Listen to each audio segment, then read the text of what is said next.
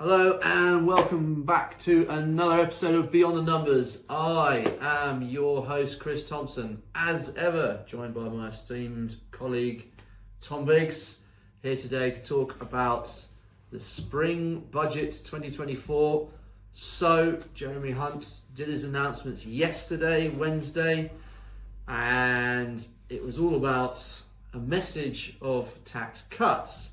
But actually, when you delve into the numbers, it's more a case of the tax burden going up. I think it's about 37% of GDP. So the question is, how did we get here? Well, currently the government run a budget deficit of about 131 billion. So they spend more than what they take in tax per year. And what does that do? That adds to a debt pile. Our national debt has ballooned to, I believe it is 2.6 trillion. This puts the Chancellor in a bit of a bind. How can he maintain public spending commitments, but also try and lower the tax burden, especially with a general election just around the corner? And so whilst he may have said that actually, this government have delivered tax cuts of 29 billion, the reality is, after his national insurance and all those sort of things, the reality is that actually the government have delivered tax rises since 2020 of 62 billion in the form of frozen tax bans and cuts to allowances.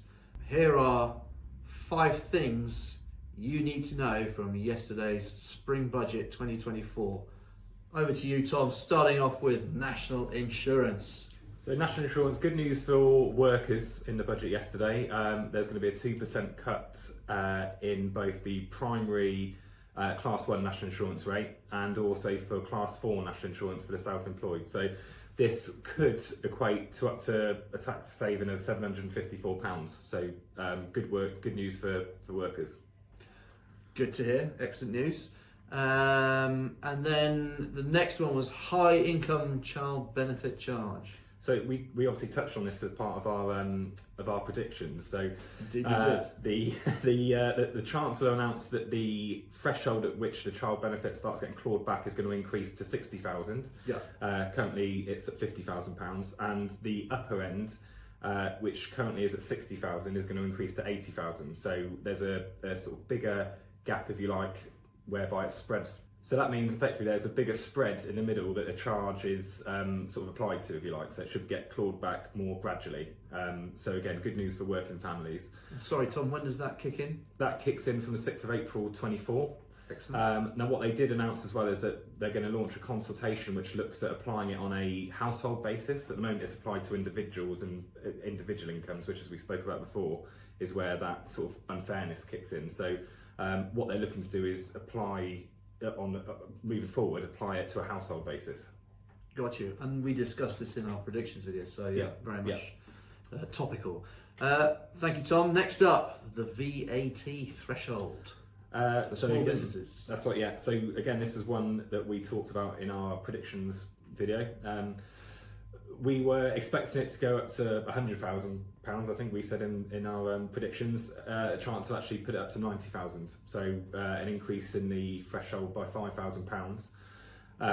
Correspondingly, he's also increased the deregistration threshold as well, and proportionately a lot higher than what the registration threshold is. So whilst the registration threshold has gone up, so is the deregistration threshold, which effectively then means that yes, fewer people will need to register in the first place, but also fewer people can probably deregister who are already in the scheme. Right. Okay. So giving with one hand and taking maybe a bit more with the other. As ever, that's right, yeah. Okay, excellent, thank you. And then next up, Tom, non-DOMs. So this came out quite late as a leak, if you want to call it, quite close to the budget. What's going on with non-DOMs? So it's been quite a topical issue probably for the last couple of years, isn't it, I think? I think Labour previously announced that they were going to scrap the non-DOM tax regime if they came to power. So Jeremy Hunt seemingly has gotten there first and announced in the budget that they're going to scrap that policy, well, not so much policy, the regime, from the 6th of April 2025. Right. So what that will mean is that the certain individuals who are claiming a remittance basis of taxation where they're non-domiciled, more of their income will get dragged in at some point to UK taxation, effectively. So in effect, it's going to drag more overseas funds potentially into the UK. Yeah. And expose those funds to UK taxation. That's right. Yeah. Right. Yeah. Got you. Okay, and then finally, Tom, of our five key things you need to know, property taxes. But there's a couple in here, isn't there? There's a few bits in here. So the first, I guess, sort of headline bit was that the higher rate of capital gains tax that applies to residential properties is going to reduce from 28% to 24%, effective from the 6th of April 2024.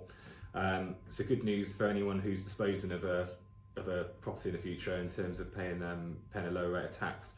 Now that comes against the backdrop of the Chancellor announcing that the furnished holiday let regime, which effectively gives certain tax breaks to, as the title suggests, sort of holiday accommodation. Things like mortgage interest relief. Mortgage interest relief, a lower rate of capital gains tax, that kind of thing. They're going to get rid of that regime from the 6th of April 25. So effectively that regime goes and those properties just get brought into the normal buy-to-let tax regime, if you like, which will mean a slightly higher base level of tax for those sort of properties. Now also within the property taxes, he also announced that for SDLT purposes, the relief called multiple dwellings relief, where effectively you get stamp duty relief when you purchase properties as a package, if you like. That's gonna go as well. Okay, thank you, Tom. Some interesting things there, and I think we'll close off on a similar line to which we started, is that nation's finances are tight.